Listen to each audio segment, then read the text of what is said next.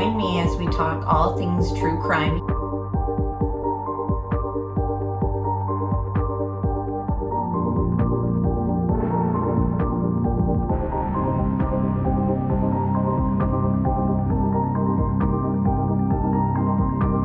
Made contact and shattered. The missing 4-year-old. The parents have called in and the mother has went for a wall, came home, now they can't find her. Chad, where are Lori's kids? They've been missing for 4 months. You have nothing to say? 4 were stabbed multiple times and were likely asleep during the attack. Some had defensive wounds. Most of them had just like one that was the lethal stab wound. Oh, what a tangled web we weave. Once I told a lie, and I told my family, I had to keep lying. McSherman is a demon. We haven't cleared anybody.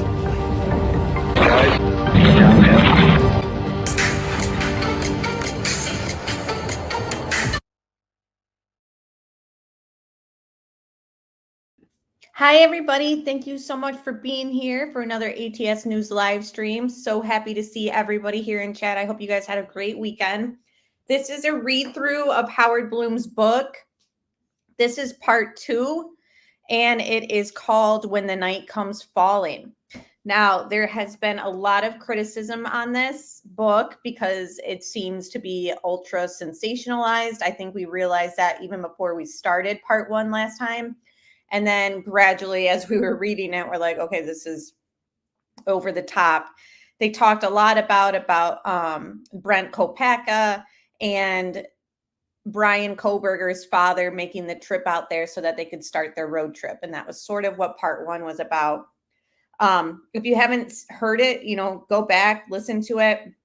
It is interesting, does have factual stuff in there anyways, even though it is kind of fluffed up with a lot of dramatics and stuff. But can everybody hear me well? And Derek, we're so happy that you're okay. Derek was at the Trump rally in Pennsylvania, and we're just very glad that he's okay. Hello, Delana, Carol freaking Claus, Dustin, good to see you, Bella. I saw Johnny's here, Pointer Lover, Adrian, Zoe, Tony. Tony, I hope you had a great weekend on your birthday. Being Bio Girl, I hope you're feeling well. Sherry's here. Thank you guys so much. BGOG, sound is good. Thank you so much. Okay, let me share my screen and we'll get right into, hey, Unravel, we'll get right into part 2.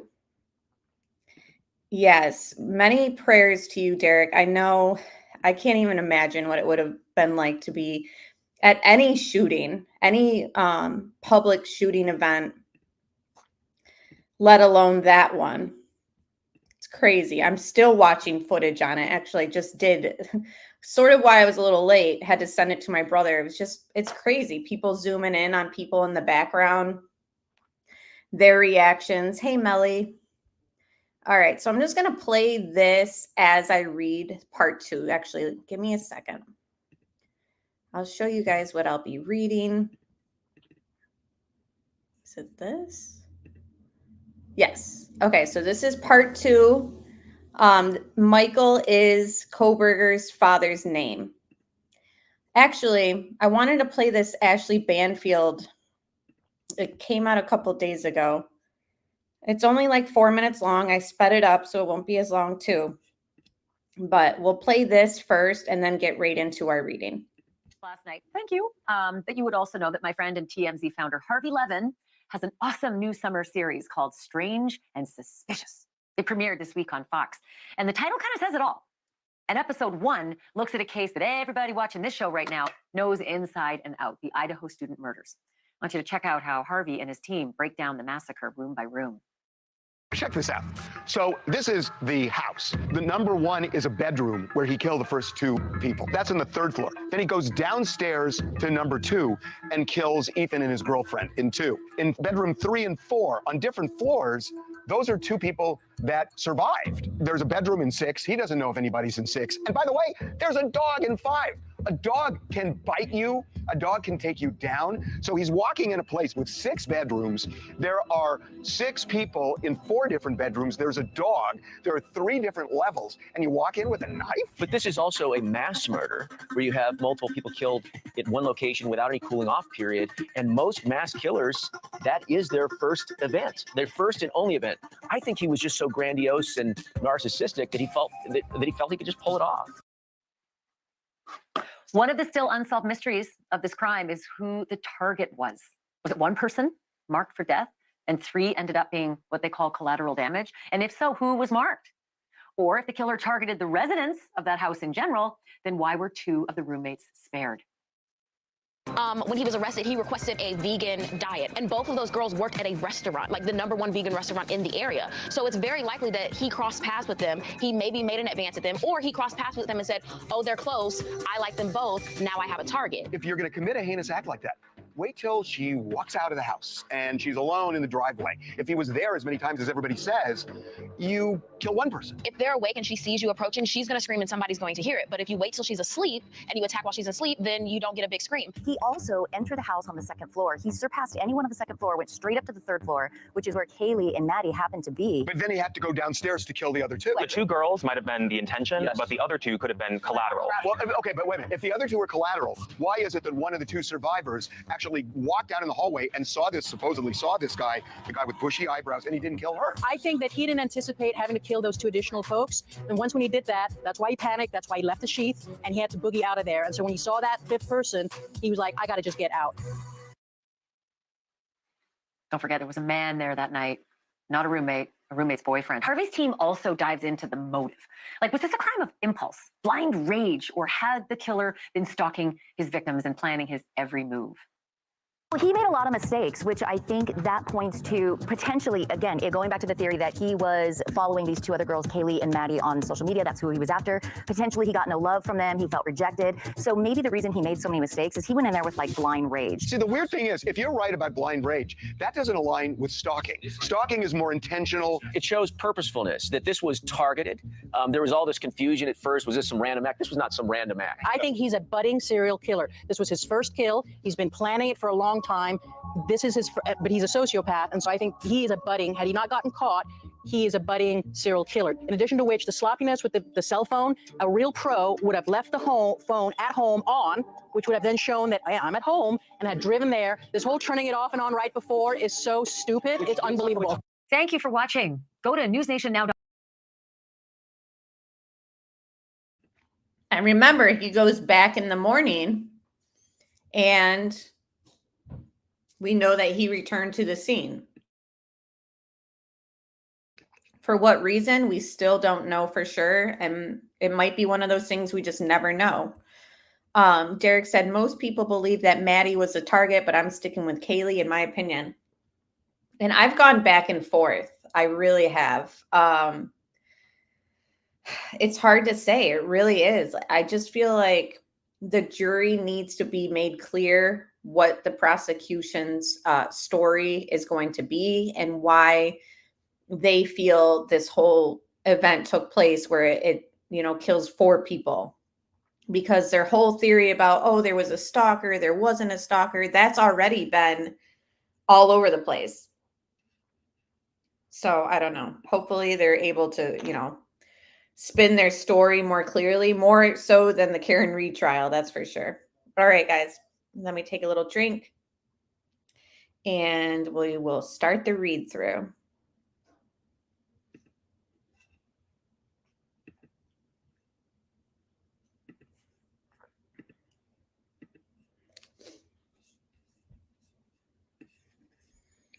Oh, geez.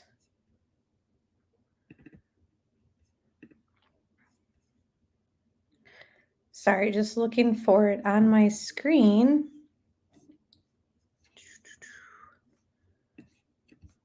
Bear with me, guys.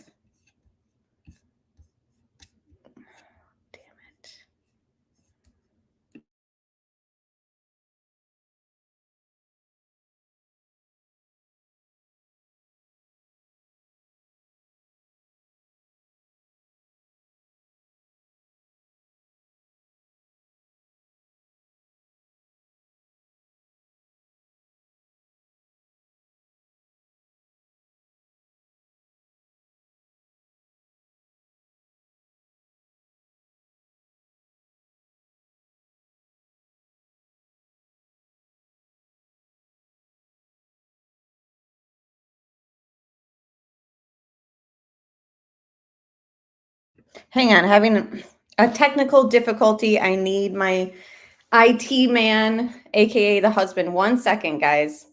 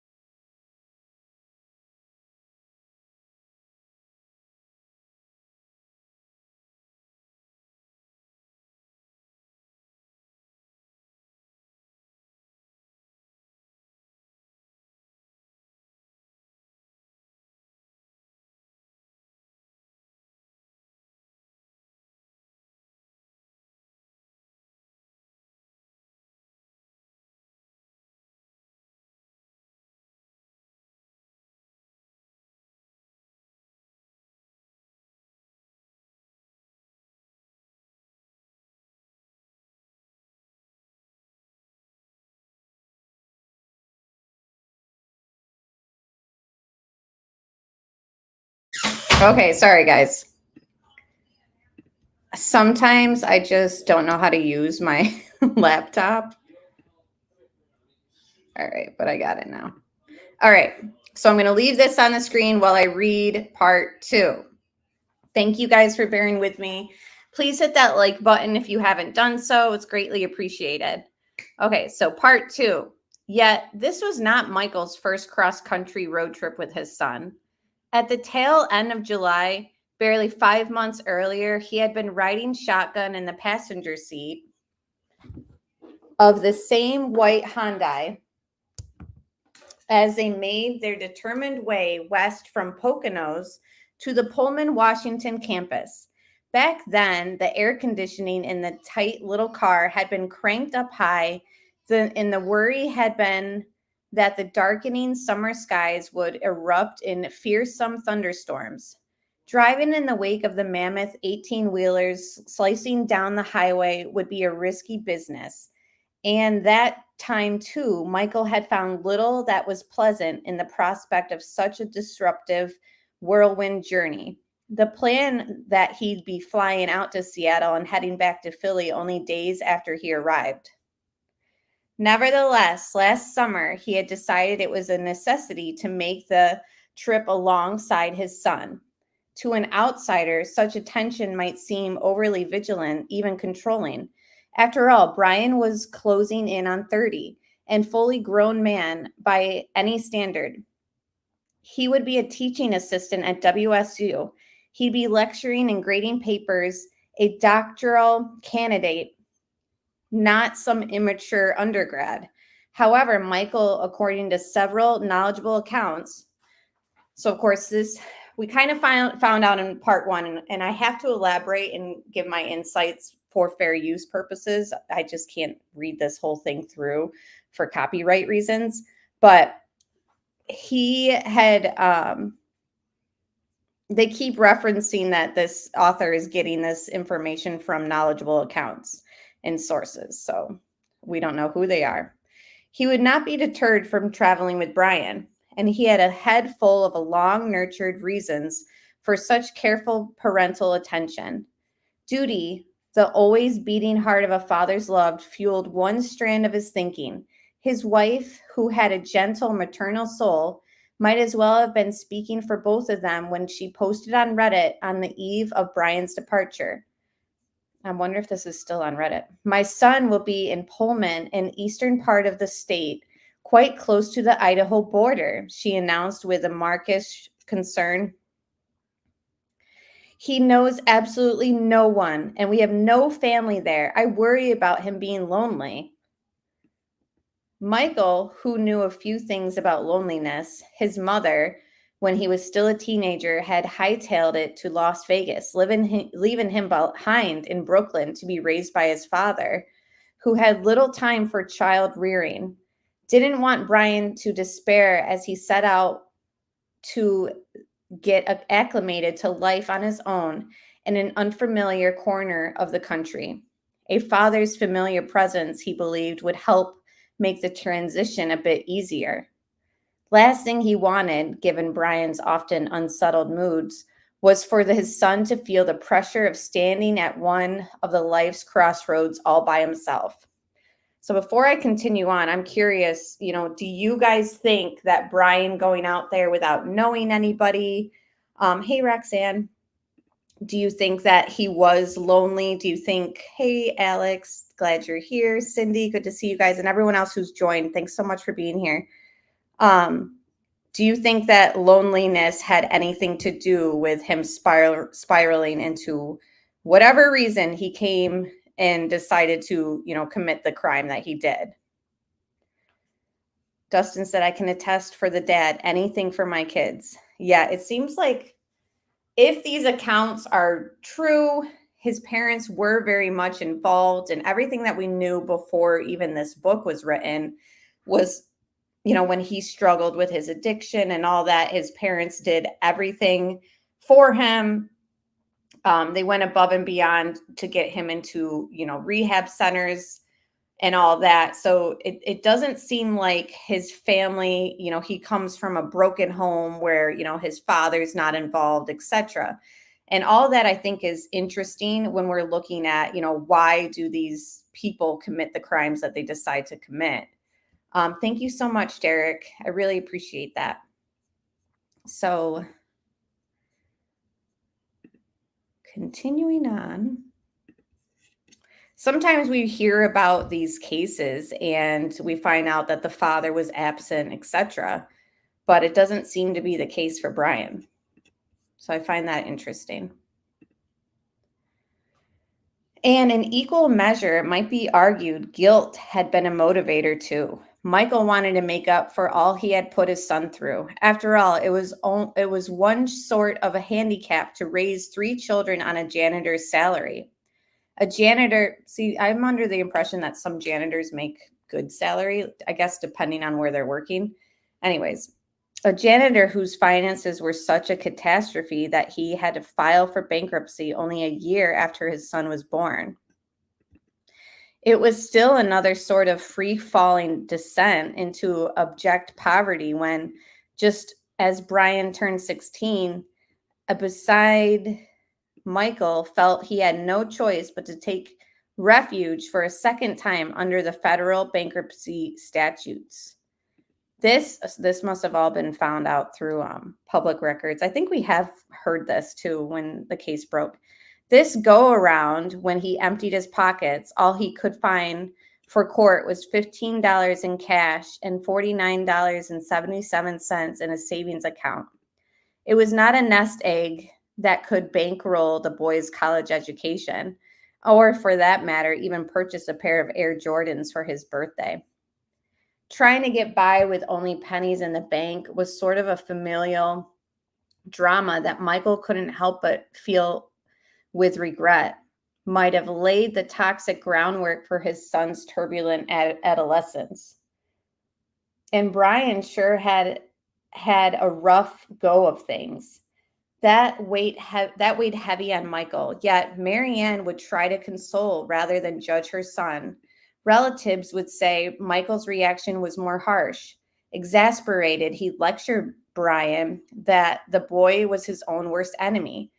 Bryan, he'd admonish, you need to get your act together. He'd rail that the boy's problems were all his own making. Nevertheless, there was one thing for which Michael knew he alone was to blame. He alone was to blame. And even after the years had passed, he couldn't shake off his guilt. He had turned Bryan into the cops. It was an act of desperation, and yet didn't diminish its sting for both the father and the son. Michael's father had a record for stealing a car. Wait, what? First off, this PDF copy of this, like when it has the word it doesn't even have the apostrophe between the T and the S. But anyways, here it says, Michael's father had a record for stealing a car on a trip to Miami. And now Michael had made sure his son would be branded with a similar scar. Grandson like grandfather. Okay, so Michael's father stole a car. Got it. But at the time, Michael had not seen any other way. His 19-year-old boy was out of control. The arrest, he wanted to believe, would be a wake-up call. It would be for Bryan's own good. Bryan saw things differently, but then again, it was not his time for understanding. Nothing made sense. Nothing was all that he could feel. He had forged a kinship with despair, and it mattered little to him that his behavior, combative one day, detached the next, took a toll on his family. Something beyond his control was playing in his head. Mind fizzle, he called it. Looking for a remedy,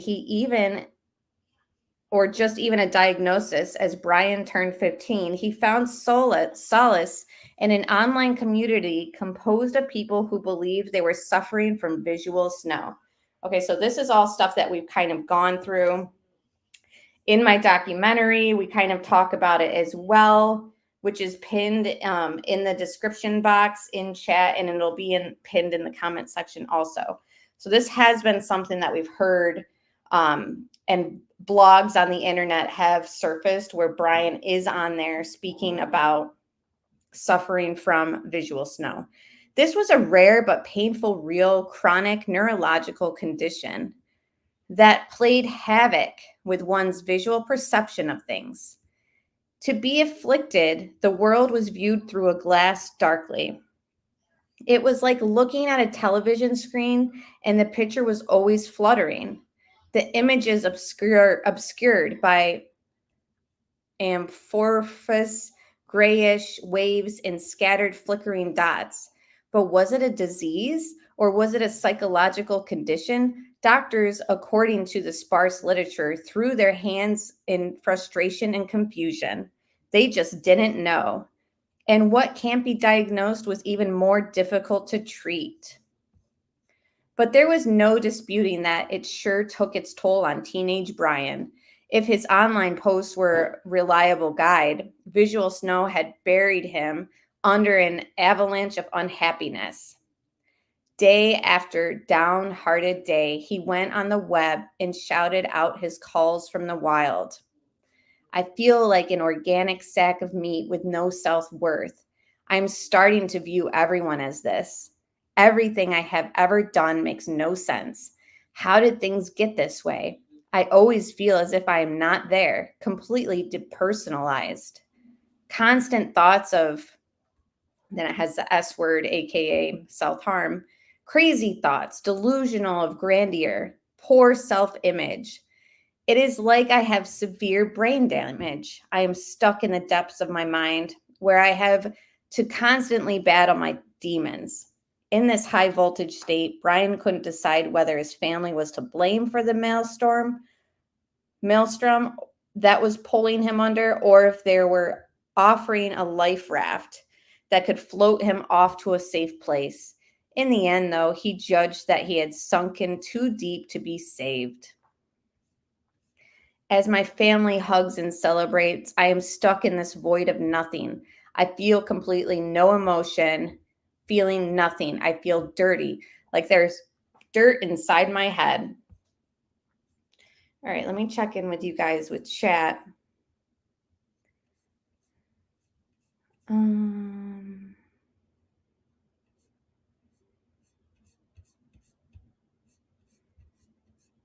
So I'm curious if he was on any medications for this visual snow. Thank you, Derek, for gifting memberships. Thank you so much, and welcome to those members. If you're able to thank Derek, he is right in chat. So thank you so much, Derek.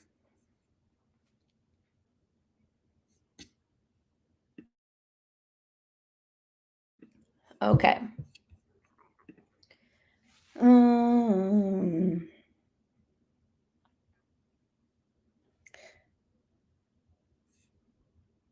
Okay, but there is still room in this void for regret.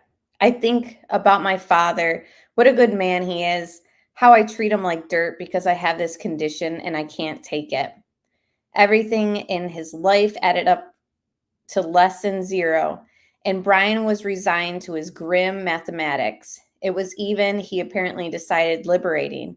He could do whatever I want with little remorse. He was beyond rules, beyond laws. He was angry. He was in SoundCloud to howl out a rap song that seemed to have been composed during a blizzard of visual snow. And this is a quote, apparently, from his rap song. "You are not my equal. You are evil, but I'm devil."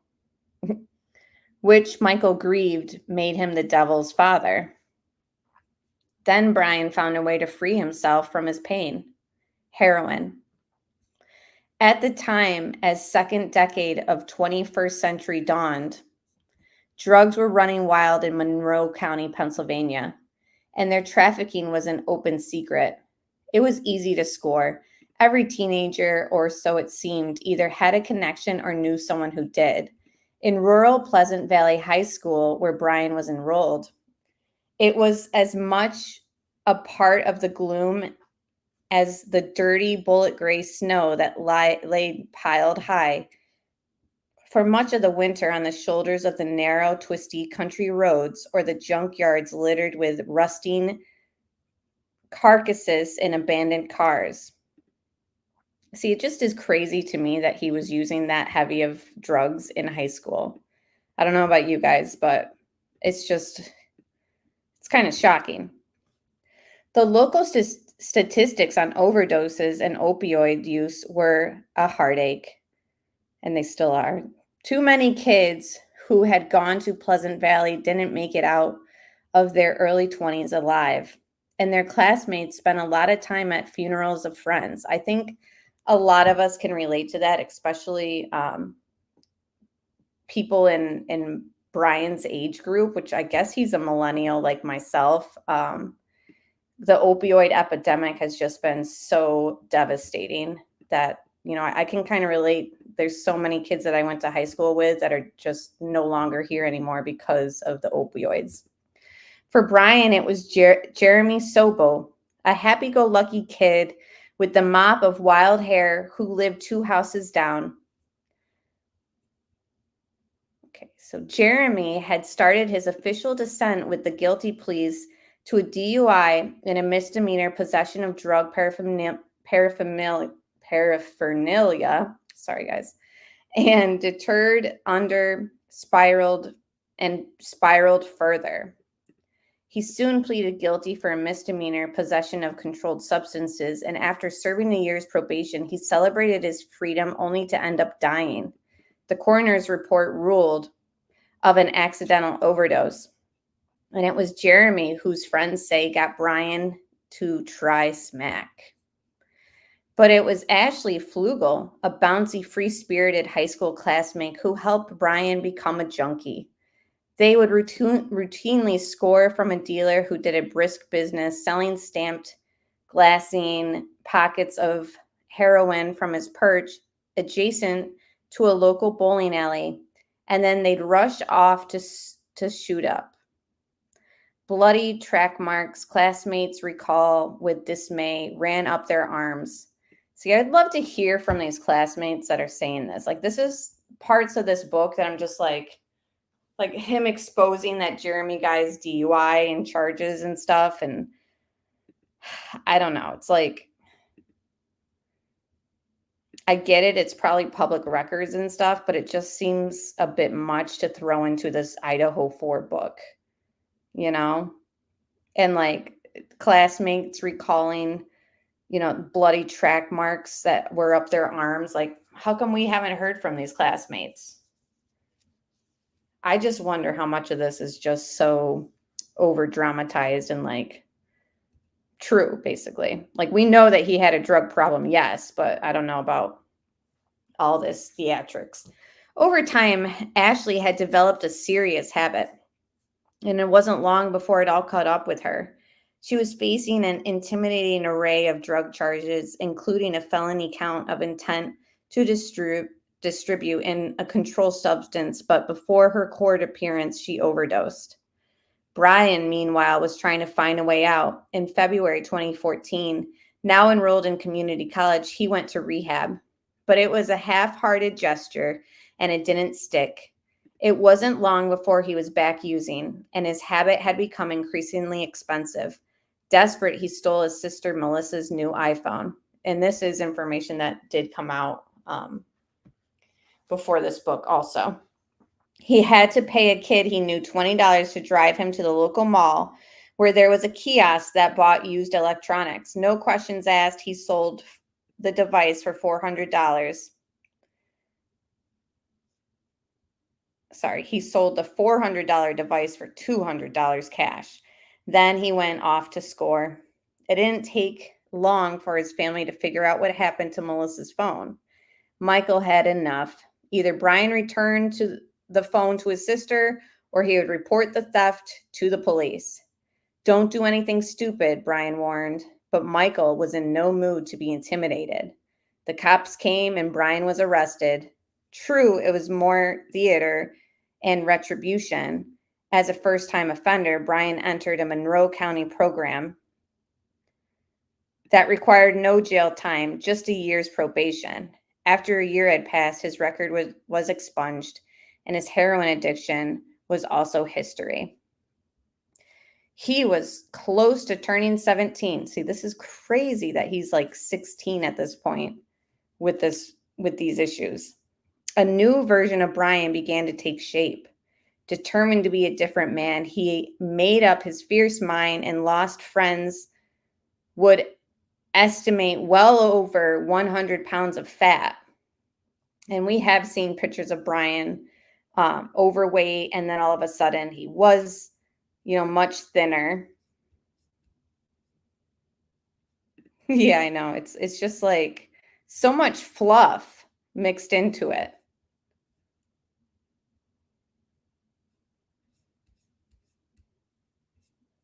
There is a lot of fluff. But again, there are things in here that we have known about. It's just he's like mixing in everything that we already knew about with all this fluff that I don't care. Like, I'm sorry that girl overdosed and stuff, but like, why did we have to read a few paragraphs about some girl,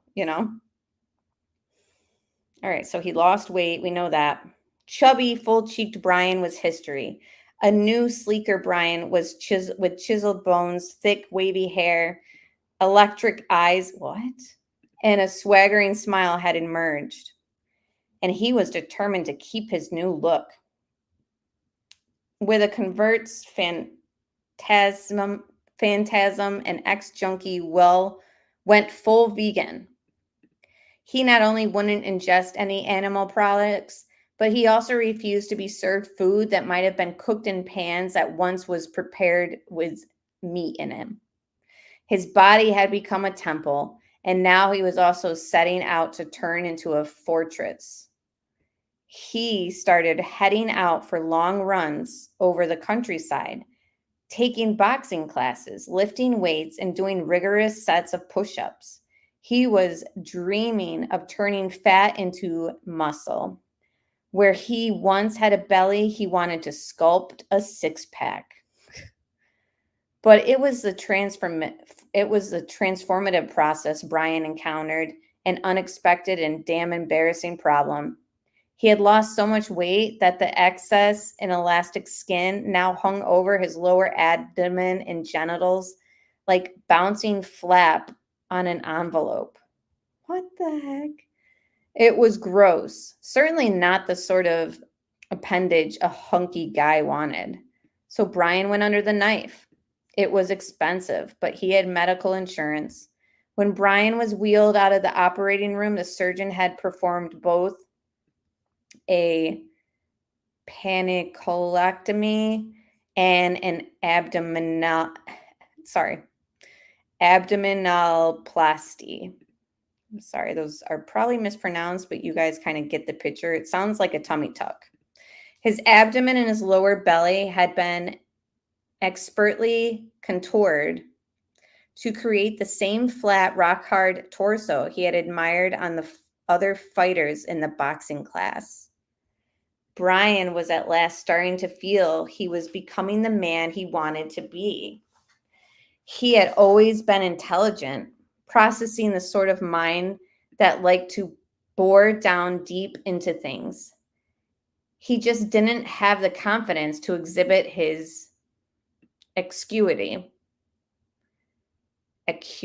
Sorry. But now it was as if he was trying to make up for all the time he had held in his peace. He'd hold forth his students would later complain, quote, like he was the smartest guy in the room.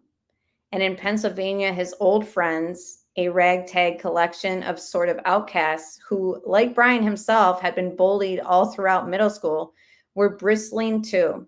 To hear them tell it like they've felt betrayed.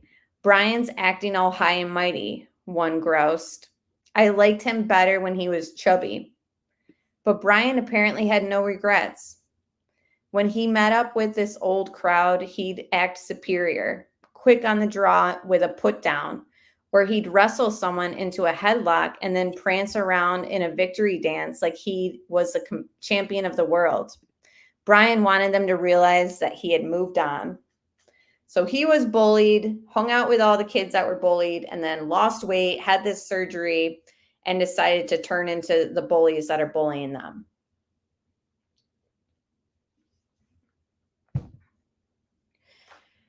But to where? He certainly hadn't become the player he apparently believed would come hand in hand with his new sleek look. The girls who had bullied the fat kid in middle school still didn't want to date the new reinvented Bryan.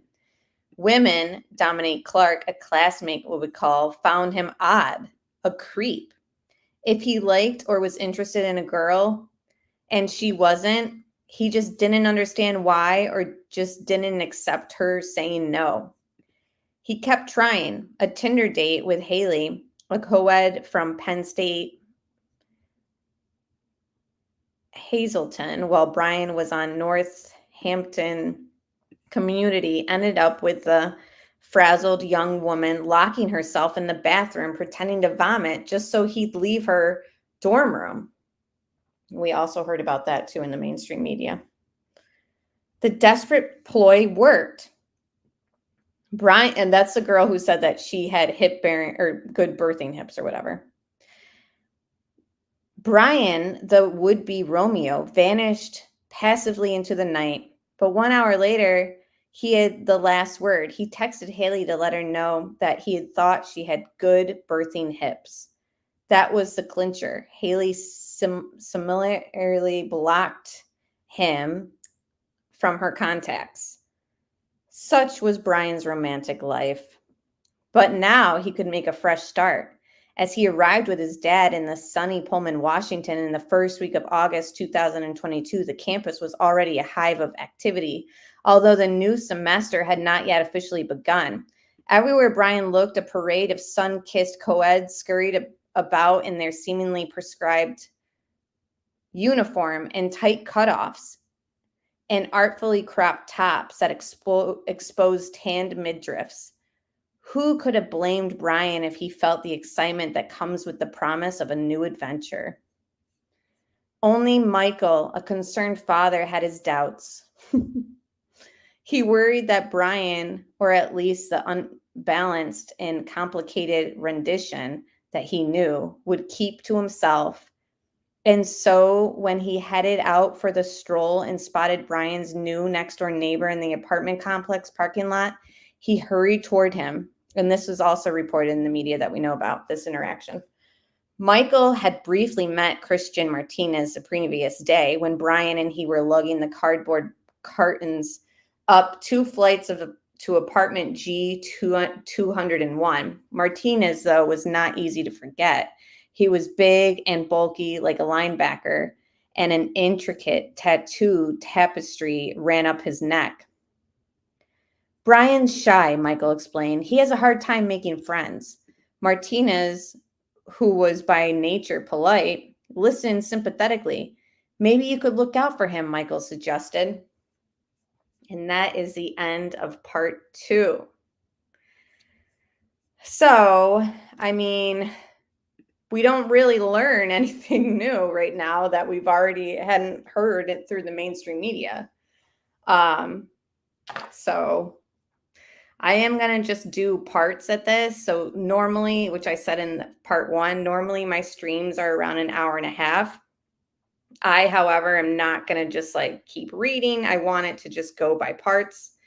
I do want to play this other little Banfield segment that just came out a couple days ago as well on the case. So we will play that. Hello, Shmita. Good to see you. Thank you, everyone, for being here. Hold on. Let me just switch my screen up. Again, that was part 2. Lots of information that we kind of already knew about. His vlog about, or his blog, not vlog. His blogs about the visual snow, his drug issues in high school, him losing weight. Honestly, I'd forgotten that he had gotten surgery for like the weight loss and extra skin. I don't know if you guys remembered that, but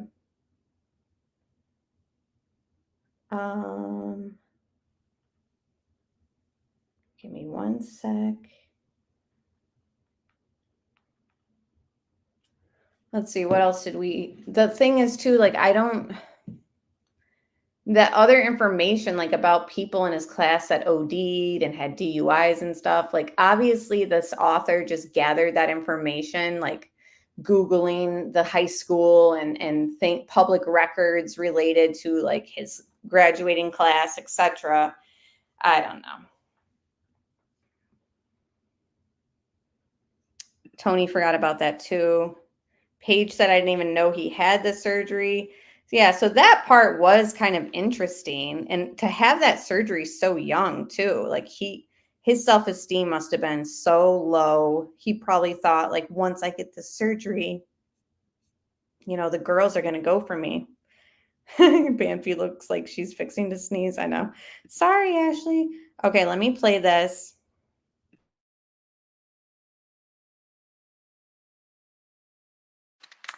One of the best conversations that I have had in a long time about what happened at 1122 King Road in Idaho a year and a half ago was with Harvey Levin of TMZ fame. Harvey's a lawyer, and he has a long, long history of covering crime and justice. So imagine my surprise when he raised doubts about whether Bryan Kohberger could have pulled off that quadruple murder all by himself. He is not entirely convinced that a guy with no history of violent crime went floor to floor in a big house and killed 4 young people with only 1 knife. And Harvey says a jury might have a problem with that too. Well, look, I mean, there is a lot of evidence here that links Bryan Kohberger to this crime. That said, I just do find it weird. And this is not to say that he did or didn't do it. But Ashley, somebody who has never committed a murder or, as far as we know, even a violent crime, going to a house that has 3 levels, 6 people inside and a dog, where he would go up to the 3rd floor, kill 2 people, go down to the 2nd floor, kill 2 more. I have to pause it right there because first off, we don't know. It's been speculated on that like he entered from the balcony upstairs already. So I don't know. This guy's kind of stating it as if it is fact that he came through the bottom and then went upstairs and all that. We just don't know that for sure. And I don't think that it's impossible to believe that one man went into this house and committed this crime by himself with the size knife that he had. I think that is, it's probable. I think that a jury could see that it can happen. And I hope that the prosecution is able to lay it out in a way that 12 jurors can, come to the conclusion like, yes, this sounds possible. This man had rage. He had this knife. They were all asleep or had been drinking. Their guard was down. Yeah, exactly. Adrenaline makes people do the craziest things. Right. I agree, Paige. She said, why is this so hard to believe? Having no criminal past, BTK is a great example and many others. Exactly. You got to start somewhere, right? That's a K-bar knife. It's a very, very heavy duty military style knife. And if someone's coming at you with it, and you don't have any sort of weapon or means to, defend yourself, you're not going to be in the best position to fight off this intruder. However, Melanie says it is odd, I must admit. It's definitely possible, yes. And you know what? It is possible. But I agree that it is kind of shocking in a way with the full driveway full of cars. It's kind of a very brazen, ballsy move to make. Hi, Laya, and everyone else who's joined. If you guys want to hear the read through, you're going to have to go rewind, because I did part 2 and it is done already. So we're just this came out 3 days ago on Banfield. The crime itself is very, very, ballsy. Especially Ethan. He was a big dude, athletic. But that's the thing, is after a night of partying, you're not on your best game. Some people can't even stand up straight, right? Let's face it. You're in college, you've drank all night. You're really going to be able to fight an intruder. So the fact that he goes into this house, that part is kind of wow, with all those cars in the driveway, it is odd. But I just think that I hope that the jury can see, with this, if this knife is coming at you and you're just laying in bed. I think it's possible. Tony said, I feel he was planning something for a while and just went with the rest of it. Yeah. Plus, we know he went to Kaylee's room first, Dylan hearing Murphy and what she thinks Kaylee is playing with him. Yeah. I personally believe at least 2 of them were collateral damage. Me too. Sad. Hey, Roro. He is a big man. He looks so hollow and no emotion. Yeah, he's tall and lanky. And these girls were petite. It's so sad. Knowing that there are other people in the house, and the only thing he's armed with is a knife, doing that with 6 people, never having committed a crime before, knowing that one of the people in the house is a guy who's much more athletic, bigger than him, who could have heard a scream when he killed the first 2 people, and he could have overpowered him. It's a little weird, don't you think?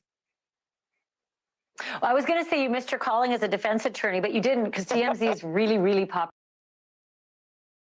I'm sorry, but how are 4 people going to overpower somebody who's dressed in black with a mask on and a huge K-bar knife?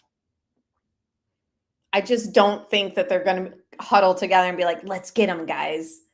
No, this is not. If it was a frat house and there were a bunch of dudes, a bunch of Ethans there, maybe I could see that. But I just don't know, this guy's rationality. Popular and successful, so you're doing just fine. But I will say this. I have a theory, Harvey Levin, and that is this. if he's guilty, and I have to preface, if he's guilty of this crime, he showed up thinking there'd be 5 girls. And he didn't expect a boy to be sleeping over, a very big boy, Ethan Chapin. And maybe, just maybe, that stunned him. He was overwhelmed and the battle became pitched. And that was enough for him to say, after the 3rd victim, and then suddenly a very large 4th victim, that he needed to get out of there. What do you think of that? Yeah, I hear you. But I do think that he knew that Ethan was around that house a lot because he had stalked the house, if you believe the prosecutors, that they have numerous, they have evidence that he had gone there numerous times and just watched the house. So it sounds like he knew the lay of the land inside, which means he knew who was there. And Ethan's girlfriend was there, which is why he was there. And he slept over. So I don't know that he'd be oblivious to Ethan being there. But, you know, again, even if Ethan wasn't there, when he does this to the first person, you would assume there would be screams and that other people would wake up and see him. And unless he planned on taking everybody out of the house, somebody's going to ID this guy and it's game over. So look, again, I'm not saying he didn't do it. I'm just saying the circumstances are boldly weird here, that he would boldly weird. Get away with yes. Yeah, I'm with you. I have always thought this, like if he's guilty, how is it that a PhD student in criminology could think that you could pull it off? But for the fact it's a party house, and maybe that was the equation. Any of the screaming is going to be written off as partying. And as it turns out, from some of the early affidavits, Dylan Mortensen said that she heard Kaylee, it sounded like she was playing with her dog. Likely she was being murdered. And then she heard Xana whimpering and someone saying, you know, it's okay, I'm here to help. And that Dylan didn't think anything of it because it's a party house and it's so noisy. Well, okay, but it was also 4:30 in the morning when this happened. And again, the whole thing about Dylan and what she saw, why didn't she react the way we all would have? Why'd she go back to bed? Come to find out she goes down to Bethany's room on the bottom floor. It's all going to be very interesting to hear about during the trial because it's still to this day. I mean, this guy and Ashley trying to make sense of Dylan's actions, it's not making sense no matter how you try to explain it, in my opinion. And usually that's not when the party is at high pitch.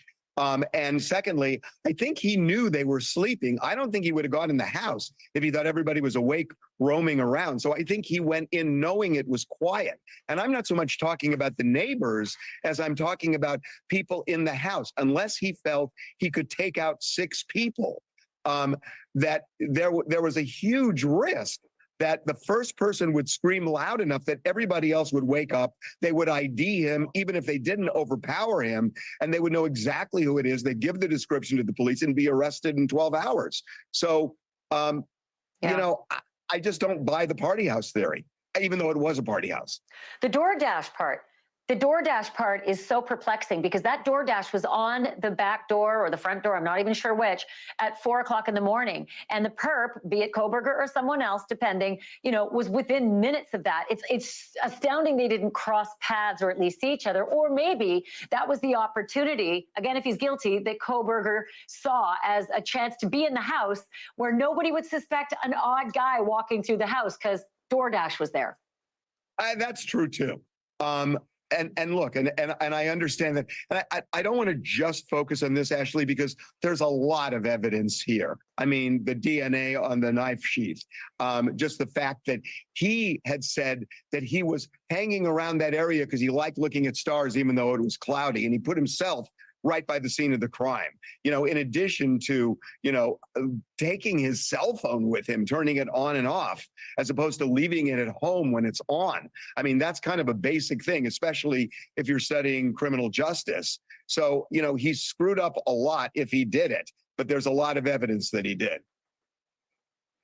I mean, those are two massive rookie moves, right? Taking your cell phone with you and thinking you're smart enough that turning it off once you're driving. Yeah. And then number two, leaving the knife sheath behind. Because as we have come to understand, you know, the murders on the third floor happened first and the knife sheath was up there. So he would have been leaving the house without the knife sheath, and he left again, if he's guilty, the first murders, he left the sheath behind. So real rookie move. And let's talk a little more about that theory of yours about going 0 to 60 in your first murder, that it's very, very unlikely. In your special, in Strange and Suspicious, you do have some experts who actually say, maybe it's not that weird. Maybe somebody can go from 0 to 60 because spree killers do it all the time. Yeah, I mean, it's true. And by the way, it's not a special. This is actually a series that's on the Fox stations around the country in the big markets. It's Monday through Friday. So This how about episode, that? yeah. Yes, we had people. We have like LAPD, retired cop, private investigators, and others who said what you said, which is it is not necessarily unusual where people can create fantasies and then act out on the fantasy. That's true. Where I come from is this. My dad owned a liquor store, and I worked in the store when I was a kid. And I remember we used to have a lot of people coming in stealing things, stealing Playboy, stealing candy. And I remember talking to my dad about it. And we would talk about the fact that people who come in and they steal Playboys and steal candy and whatnot, that they keep graduating upward. And eventually some of them end up robbing banks. This would be like somebody robbing a bank in their first outing and skipping my dad's liquor store. And for some reason, the liquor store metaphor always has stuck with me. And it's odd to me that somebody would commit a crime of this magnitude with this many people, thinking that they could do it with just a knife in the middle of the night with a 3-level house. That's pretty damn bold. Even if you have fantasies, I do agree it was bold because there was cars in the driveway, but the way that he's downplaying this knife, this isn't just a little pocket knife like you get like a Swiss Army knife. This was a real weapon to kill, huge K-bar, military-issued knife. So if you know how to use a knife, it's a pretty good weapon to kind of enter a house in and commit the crime, in my opinion. Why are we even talking to the TMZ guy? I'm just playing the recent video on the case. That's all. And we're criticizing it. Yeah, it's a big knife. Hello. Also, people are in bed. It's not like he walked into a party. Exactly. This guy is full of shit. I know. He's here for the drama. He's TMZ. I think he only intended to hurt one person, in my opinion. Agree. Yeah, it's a crazy knife for sure. Yes. I mean, they teach the Marines, use this knife when you got to kill somebody. It's meant to kill. It's not meant to skin an animal. It's not meant to fillet a fish. Like, it's literally used to kill. I think the perpetrator was under extreme stress and forgot the sheath during the fight. I think so too. Not everything is going to go according to plan, right? not sure if somebody is smart, and he is smart, would say, I'm going to act on this fantasy because I think I can pull it off. It feels improbable. Yeah, I mean, it is Capote level violence. Improbable? And then Ashley's over here agreeing with him? Why can't she say, like, well, have you held one of these knives? Have you seen one of these knives? Like, what? Have you tried to fight somebody even without a knife when you're drunk? I mean, it's like probably punching in water. And I always like to say there are a lot of smart criminals out there, and they always think they're smarter than all of the crime solvers, and typically they're not. One last quick question for you, Harvey Levin, because you know how much I adore you and I also admire you. You've got such a great body of work as well as your background in law. What's your over-under on this? What do you think is actually going to happen? I know the theories we've espoused here, but what do you really think is going to happen in Idaho? Well, I mean, look, there is a lot of evidence linking this guy to the crime. So I haven't heard all of it, but when you look at the knife sheath, when you look at the DNA, when you look at the cell phone, when you look at him even acknowledging that he was around there, where you've got him essentially stalking that place, there is a lot of evidence here that could definitely convince a jury to convict this guy. Yeah, I'm with you on that. I'm going to do you a big solid here. It is called Strange and Suspicious. It's airing now, weekdays on Fox. And this particular episode is the one on Bryan Kohberger. Well, people are obsessed with this case, so I'm sure they'll watch that show, even though it's, by that TMZ guy who clearly doesn't understand this crime, in my opinion. Like, legal background, like Ashley said, like, who cares? He was still talking like a buffoon. All right, guys. So anyways, we read to see, that's the thing, Roro. They said he did not stalk. Right. And I was saying earlier that they really need to get this story straight in front of the jury, because so far for the public, not that they owe it to the public to tell us, anything. And actually, they don't even have to prove a motive, I guess, in court. But the jury's going to want to know, like, why and how did this happen to 4 people? Because they've gone back and forth on somebody was stalking. No, there wasn't a stalking. Someone at the vape store said they were being stalked. And no, there wasn't. Kaylee told me that she was being stalked. The family said it's just like all over the place. So they really need to kind of lay it out by the time this trial happens, which is scheduled for next summer. Do you guys think it'll be delayed again? Yeah, it is very confusing. And when we have a crime of this magnitude, I'd rather watch Vinny any day. Any day. And anytime I play Nancy Grace or even Ashley, I'm just like, it's just not the same. It's not. But thank you, Florida Bass Fishing. He said good reading. TMZ guy looks like he's on drugs with his face all sunken. Yeah, something's. He needs to stick to the Kardashians and leave true crime out of his repertoire, because, maybe that new show he's a part of is pretty good. But I don't know. I don't even know if I'll be watching it. They're not giving out any new information until this trial takes place. I want to hear that 911 call. I want to hear from Dylan and from Bethany. And the jury is going to want to know everything themselves. So Bella says, right. Could you imagine if someone walked into your room in the black and has a large, thick knife? Scared, speechless. Honestly, I know it. And the way that their rooms were so small, you're not escaping.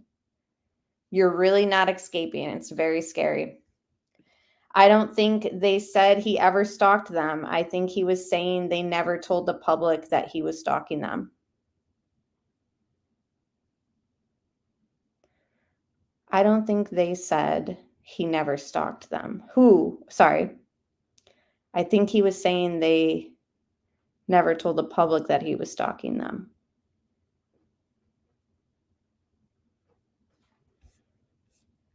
Sorry, I'm confused. Yeah, I really want to hear that 911 call.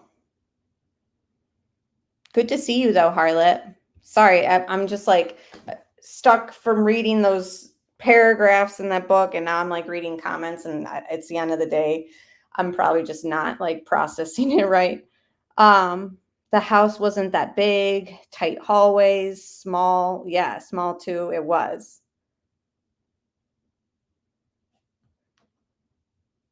Right, laying down, nowhere to go, horrible, and a very hard situation to fight back or do much about. Yeah, there were, in the documentary, I've kind of tried, which is pinned and then it's in the description box. I've kind of tried to lay out like every statement that was made about the stalking, and it was like all over the place. It really was, like by the families, by the media, by people that the media interviewed. Being by a girl said he definitely had to have been stalking. I don't know. Yeah. He knew that they were home. Even if he was just stalking for the night, we have, they have this vehicle circling the neighborhood. So, I mean, even if it was just that night.